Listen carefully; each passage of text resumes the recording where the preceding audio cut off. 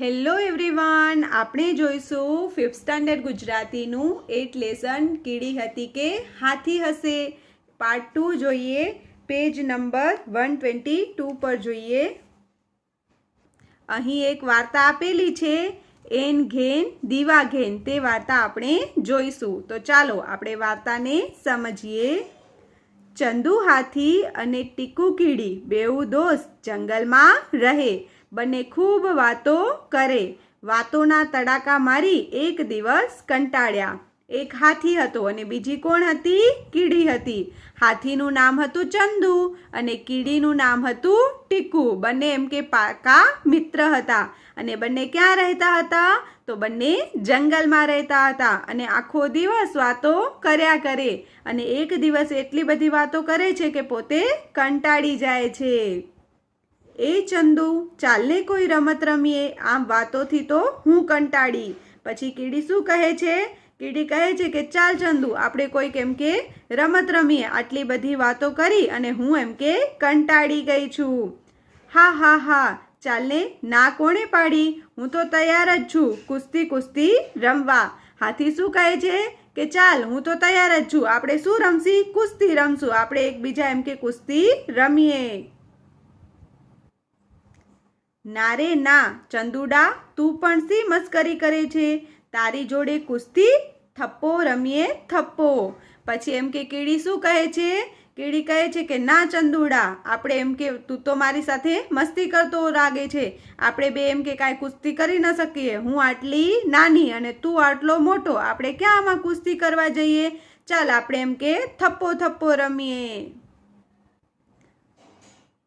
ચંદુ થપ્પો રમવા તૈયાર થયો. ટીકુએ દાવ દીધો. ચંદુ એક પહોળું ઝાડ જોઈ એની પાછળ ઊભો રહ્યો. પછી શું થાય છે? તો કે ચંદુ માની જાય છે. એ થપ્પો રમવા માટે તૈયાર થઈ જાય છે. અને પછી એક મોટું ઝાડ ગોતે છે અને એ ઝાડની પાછળ એમ કે પોતે હાથી છે એ એમ કે છુપાઈ જાય છે.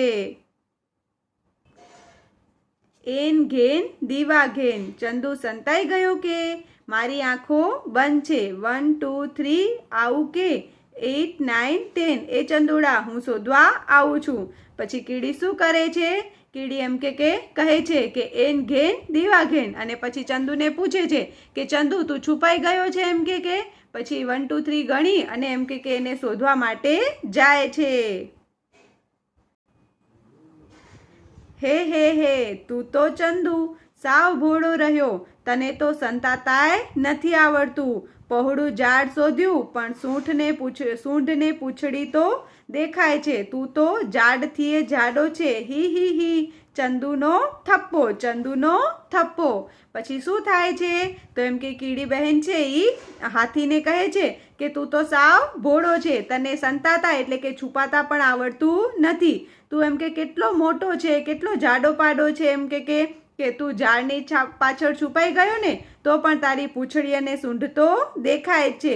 ચાલ ચંદુ, એમ કે તારો થપ્પો, ચંદુનો થપ્પો. ચંદુ વૃક્ષ પાછળથી પાછો આવ્યો અને દાવ આપવા આંખ મીચી ઊભો રહ્યો. પછી શું થાય છે? તો ચંદુ છે ને એ એમ કે ઝાડની પાછળથી આવી જાય છે અને પછી એમ કે એ આઉટ થઈ ગયો હતો. એટલે હવે એની દાવ હતી. એટલે એ દાવ લેવા માટે તૈયાર થાય છે. ટીકુડી, હવે મારો દાવ. ચાલ સંતાઈ જા. એન ઘેન દીવા ઘેન. સંતાઈ કે 1 2 3 4 10. એ હું આવ્યો. પછી એમ કે ટીકુ શું કહે છે? ટીકુ એમ કે દાવ લેવા માટે તૈયાર થાય છે અને ટીકુ 1 2 3 4 ગણે છે. અને પછી એમ કે કીડીને કહે છે કે ચાલ હવે હું એમ કે આવું છું. ટીકુ ઝાડના પાન નીચે સંતાઈ ગઈ. ચંદુએ આંખો ખોલી આજુ જોયું, બાજુ જોયું, આગળ જોયું, પાછળ જોયું, ઉપર જોયું, આમ દોડ્યો તેમ દોડ્યો, પણ ટીકુ દેખાય જ નહીં ને. એ થાકીને હાંફવા લાગ્યો. તેની સૂંઢમાંથી સૂ કરતો પવન ફૂંકાયો. તેથી બધા પાંદડા ઉડી ગયા. કીડીવાળું પાંદડું ઉડ્યું. પછી શું થાય છે? એમ કે તો જે ટીકુ હતો એ એમ કે ઝાડના પાનમાં છુપાઈ એમ કે સંતાઈ ગઈ હતી અને ચંદુ બધે એને શોધવા લાગ્યો. થોડી વાર થાય છે તો ઉપર નીચે આજુબાજુ બધી જ જગ્યાએ એમ કે જુએ છે, પણ ક્યાં એમ કે આ કીડી એને મળતી નથી. પછી એમ કે એ બધે ગોતી છુપાયેલી કીડીને ગોતીને થાકી ગયેલો હતો. એટલે એમ કે પછી એની સૂંઢમાંથી પવન ફૂંકે છે અને બધા જ પાંદડા ઉડી જાય છે અને એમાં જે કીડીબેન હતા એ વાળું પાંદડું પણ એમ કે ઉડી ગયું. અરે હું મરી જઈશ, બચાવો બચાવો.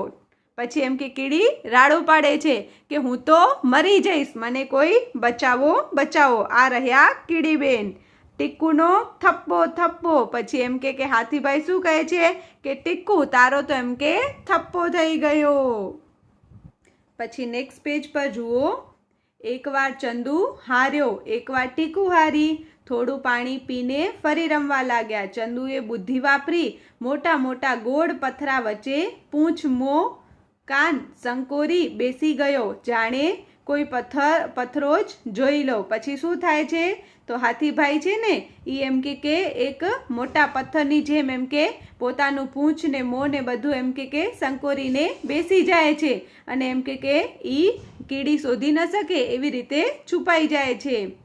એન ઘેન ચંદુ સંતાઈ ગયો કે હું આંખો ખોલું છું, હવે બરાબર સંતાજે હો, પૂંછડી પણ દેખાવી ન જોઈએ, હી હી હી. પછી કીડી શું કરે છે તો હાથીને કહે છે કે તું હવે બરાબર છુપાઈ જાજે અને જોજે તારી પૂંછડી કે સૂંઢ દેખાય નહીં.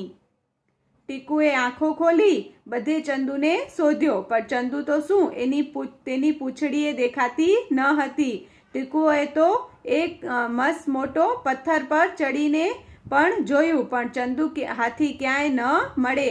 થાકીને તે પથ્થર પરથી નીચે ઉતરી. પછી શું થાય છે એ એમ કે ચંદુને બધે જ શોધવા લાગે છે. ચંદુ ક્યાંય મળતો નથી ને એટલે એમ કે એ એક મોટા પથ્થર ઉપર ચડે છે અને પછી ચંદુને શોધવા લાગે છે. આવડો મોટો ચંદુ સંતાયો ક્યાં હશે, દેખાતો કેમ નથી? અને પછી એમ કે કીડી વિચાર કરવા લાગે છે કે આટલો મોટો હાથી ક્યાં છુપાઈ ગયો હશે જે મને એમ કે દેખાતો પણ નથી. ટીકુ જે પથ્થર પર ચડેલી તે પથ્થર ઊભો થયો. અરે એ તો ચંદુ હતો. તે જોર જોરથી બૂમો પાડવા માંડ્યો. પછી શું થાય છે તો ટીકુ છે ને એ એમ કે પથ્થર ઉપર એમ કે ચડેલી હતી. એ પથ્થર કોણ હતું? એ તો ચંદુ હતો, એ તો હાથીભાઈ હતા. અને પછી તે જોર જોરથી બૂમો પાડવા માંડે છે, હું જીતી ગયો, હું જીતી ગયો. એમ કે જીતી ગયા. જીતની ખુશીમાં એમ કે હાથીભાઈ જોર જોરથી રાડો પાડે છે. સારું સારું, કંઈ વાંધો નહીં, હવે મારો વારો છે સંતાવાનો, તું આંખો બંધ કર.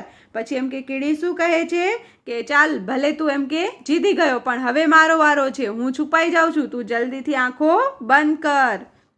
ટીકુએ અક્કલ વાપરી તે પગ પર થઈને ચંદુના કાન પાછળ સંતાઈ ગઈ. ચંદુની ચામડી જાડી, એને ખબર પણ ન પડી. ચંદુએ આંખો ખોલી ટીકુને ખૂબ શોધી. પછી શું થાય છે તો કીડી છે ને એ ટીકુભાઈના કાનની પાછળ છુપાઈ જાય છે. પોતાની અક્કલ પોતાની બુદ્ધિને એમ કે વાપરે છે અને એમ કે ચંદુ આંખ ખોલે છે તો એને ટીકુ ક્યાંય મળતી નથી અને એ ટીકુને ખૂબ જ શોધવા લાગે છે. આ ઝાડની ઉપર જોયું, નીચે જોયું, ડાળીઓમાં જોયું, પાંદડાઓમાં જોયું, આંખો ઝીણી કરીને જોયું. ટીકુડી તું દેખાતી કેમ નથી?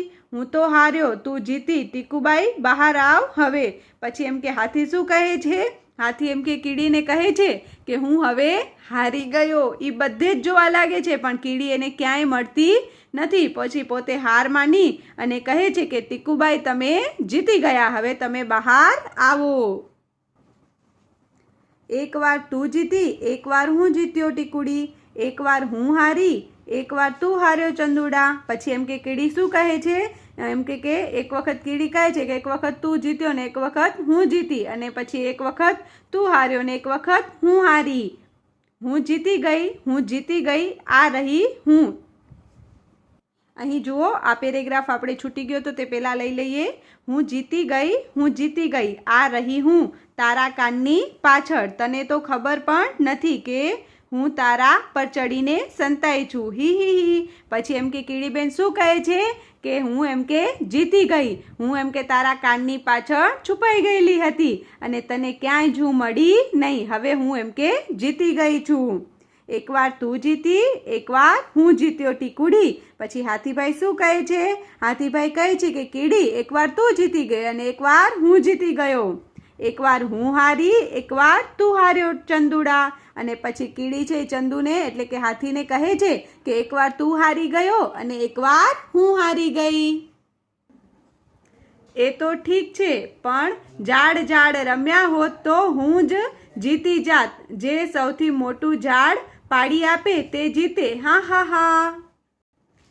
એ તો ઠીક છે, પણ એમ કે શું કહે છે કે આપણે જો આ એમ કે ઝાડની પાછળ છુપાયા એમાં કોઈને મળ્યું નહીં, અને એમ કે જો ઝાડ રમ્યા હોત ને તો હું જીતી જાત, કેમ કે જે સૌથી મોટું ઝાડ પાડી આપે તે જીતે.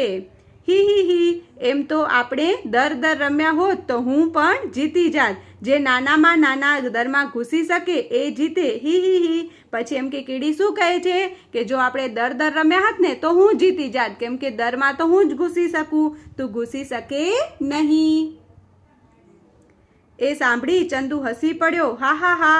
તેની સૂંઢમાંથી પવન છૂટ્યો, આજુબાજુની જમીન સ્વચ્છ થઈ ગઈ ને ટીકુ બહેન તે ઉડ્યા. પછી શું થાય છે તો ચંદુ હાથી હતો એ એની વાત સાંભળીને હસવા લાગે છે અને પછી એની સૂંઢમાંથી પવન ફૂંકે છે અને આજુબાજુની જે જમીન હતી એ એમ કે સ્વચ્છ થઈ જાય છે ને ટીકુ બહેન એટલે કે કીડી પણ એમ કે ઉડી ગઈ. મજા આવી ને બાળકો વાર્તામાં? હવે આપણે નેક્સ્ટ પાર્ટમાં આગળનું જોઈશું. Thank you.